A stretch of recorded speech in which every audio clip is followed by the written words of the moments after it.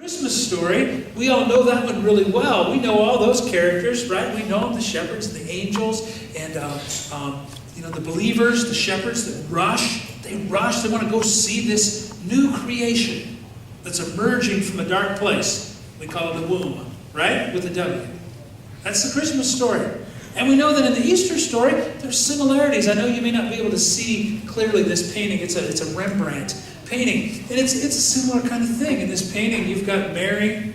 You've got a couple of angels there. You've got Jesus. Rembrandt painted Jesus with a hat on and carrying a shovel, because Mary thought he was a gardener. And, the Easter story's got angels. You got that, right? And I already mentioned it has swaddling clothes, just a different kind of clothes. But it also has common everyday people rushing to go see, to go make sense of this. And it has common everyday people leaving that encounter and praising God. It also has, the Easter story also has a new creation emerging from a dark place, except now we call it a what? A tomb. Not a womb, but a tomb. See, there's similarities, and there should be. There's connections. There's connections because Christmas and Easter, these are really important. These are birth and rebirth stories, and they're given to us to learn from and to understand that they're birth and rebirth stories. These are stories given to us by our God. They're given to us everyday people. Not religious royalty, not the religious elite, but everyday people. That's significant. And there's a lot of things to say about that, about the people in the Easter story, about how they were absolutely, positively changed because of their encounter with Christ. We could preach about that. Yeah, we could preach about the power of God moving the stone away, and how sometimes we get all worried and upset, and we lose sleep, and we cry, and we cuss, and we kick, and we bite. We're worried about something, but God's already taken care of it, right? That'd preach, wouldn't it? Would that preach? You bet that would preach. Well, what I want to talk about is about being born. I want to talk about being born because that's the powerful thing about Easter. I already mentioned that today, that without Easter, Christmas wouldn't matter. But specifically about this idea of Jesus being born and being reborn. And the message that carries for us. Christmas and Easter are about that. And today, about Easter is about that rebirth. It's about that rebirth, that renewal. Some religious groups have hijacked that word, by the way. They've made it shopworn. They've talked about being reborn. Are you reborn, born again? Let's not let them hijack that word, because it's a powerful concept. And Jesus demonstrates it. About being reborn, renewed, like a butterfly that goes into the cocoon, right? A caterpillar goes into the cocoon and comes out a butterfly. Goes into a cold, dark place, emerges differently. That's rebirth. So on this Easter morning, we talk about this. Jesus was born, and he was reborn. And he was born and he was reborn for a reason. Don't miss that. He was born and he was reborn for a reason. God had a plan and an intention for Jesus. And that's really important to remember. We can break this down and say, well, Jesus came to show us, to teach us, to guide us on how to live our lives. And that's right. That's legitimate. Jesus came to show us how to live life. How to live our life loving people and trusting people, trusting God. In fact, this is why I just constantly pound on this idea with my church. Read the Gospels. You want to know about Jesus? Read the Gospel. Because see, Jesus came to teach us how to live and how to live gracefully and lovingly, how to live a life trusting God and loving others and serving the world. But if you don't read the gospel of Jesus Christ, you just have to take my word for it, right? And I think there's a part in the gospel there that says that I need a new motorcycle every year. Maybe you ought to read it and find out for yourself. You see what I'm saying? See, read the gospel because it reminds you that Jesus, why he was born, and the way he was born, and why he was born. That Jesus was born to show us how to live and how to love, and Jesus was born to show us how to die, too. That's something that's going to come for all of us. We're all going to die. You all know that, right? We want to put it off. We don't want to think about it. But have no fear. Jesus also showed us how to die. And that is to die trusting God. To die trusting God, to die knowing that God has something more. Like I said this morning, Jesus knew then, and he knows now, and we should know now, how God deals with dead people. He gives them life. Jesus knew that, and he died trusting that. Jesus teaches us how to live, Jesus teaches us how to die, and Jesus teaches us how to live again. In fact, this matches up really well with what we've been talking about all through Lent. It's why we have these things down here like green and flowers and soil and water and fertilizer and this grass that our preschool kids planted. It's why we've had all these in front of us every single week to teach us about God's desire that we thrive. That's the other thing Jesus came to teach us about. We could say Jesus came he was born to save us.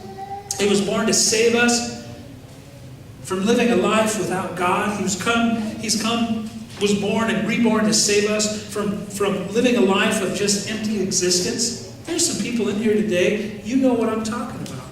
You know what it's like to live like with empty existence. And I'm not going to put you on the spot and make you shout out. No joke. I'm not going to do that. But some of you, I know you know.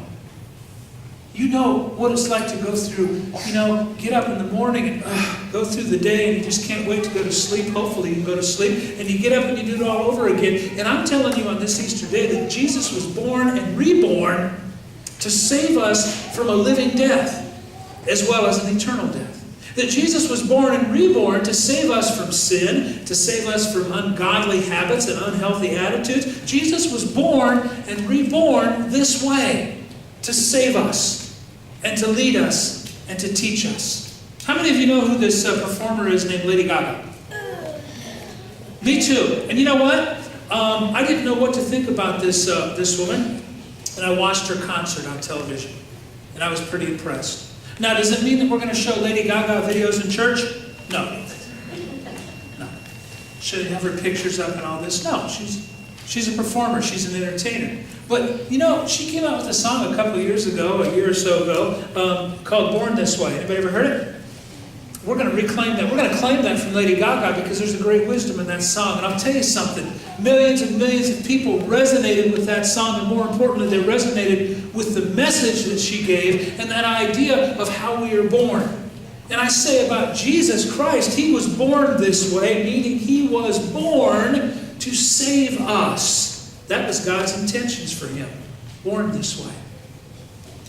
Now we turn the corner and we talk about us. See, Jesus' birth and rebirth on Easter, Jesus' rebirth on Easter is a powerful lesson and it's a powerful reminder of how we were born. Because now we're not just going to talk about Jesus, now I'm going to talk about you and me. Easter is a powerful reminder that we were born to thrive. And that may sound cool and it may sound catchy, but really, I mean this from the bottom of my heart, or I wouldn't preach it. God's intentions, God's plan, God's design for all of us is that we were born to thrive in this life. Do you hear me? Say yeah or no. You hear me? We were born to thrive in this life. Not just get by, not just go through the motions. We were born this way, is how I'm applying that saying. Each one of us in this room is unique. You are, I am.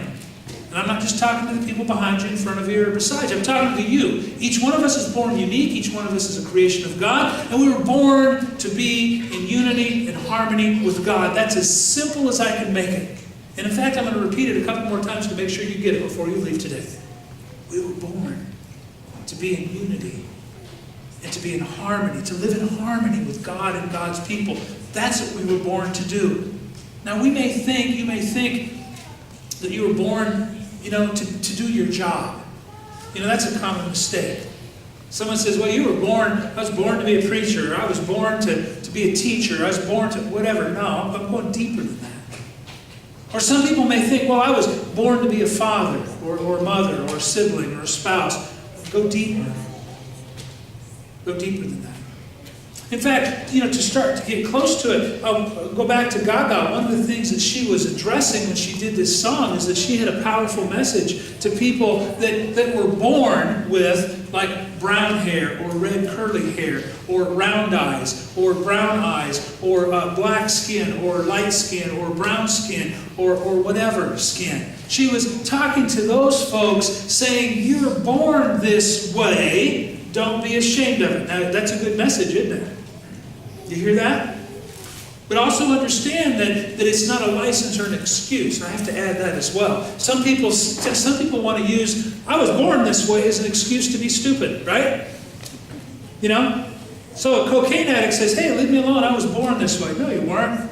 That's not what God intended, and that's my message today. God intended for you to what? Thrive. Thrive. And so we have to look at that, and on the one hand, we look at the way God created us, even though we're always trying to change it, aren't we? I mean, for example, I know that it's important that I appear to have wisdom, and I appear to be a leader, so I get gray highlights put in my hair, for example. You didn't know that, did you? That's my secret. Now seriously, we keep trying to change. We keep trying to change our hair color and our eye color. We get contacts, we go on weight loss, we do all kinds of stuff. But I'm saying, first of all, yeah, you were born that way. Stop being ashamed of yourself. Some of the things you do, though, some of the habits you have, some of the actions, some of the attitudes that you have, some of the rotten things you say to other people, that's not how you were born. God wasn't intending you to be that. So let's be clear and let's go deeper. You were born to live in unity and harmony with God. You were born to live in harmony and unity with God and God's people. That's what you were born to do first. Don't forget that. In fact, today I want you to claim that. Because I believe, and I wouldn't preach it if I didn't believe it, I believe that is a source of a lot of hope and a lot of strength and a lot of inspiration. To remember that God created you to be you. And God created you to thrive. Live in unity and harmony with God and God's people. Maybe this will help you understand it. Think about the redwoods. Okay, how many of you have ever seen a redwood tree? Big redwood, sequoia redwood? You know, they come from little seeds. Up on the screen you can see a penny up there for scale. And the seeds pop out. They pop out of a dark place. That's interesting. They pop out of a dark place, and it has to be a fire that makes them pop out. And once they pop out, they go, in the ground, and they grow into a tree. And God created each seed to be a tree. God's intention for each one of the little redwood seeds was to be a tree, not a deck. Do you hear me? Redwood decks are cool. Redwood decks are wonderful. Redwood benches are great, but that's not God's intention for the redwood. God's intention is that seed grow and thrive and become a redwood tree. That's what God wants. In other words, are you listening? In other words, the redwood seed was born that way. You look at the redwood seed, it was born this way. It was born to be a tree, not a deck, not a house. It was born to be a tree. And that's how to understand it, how it is with us and God.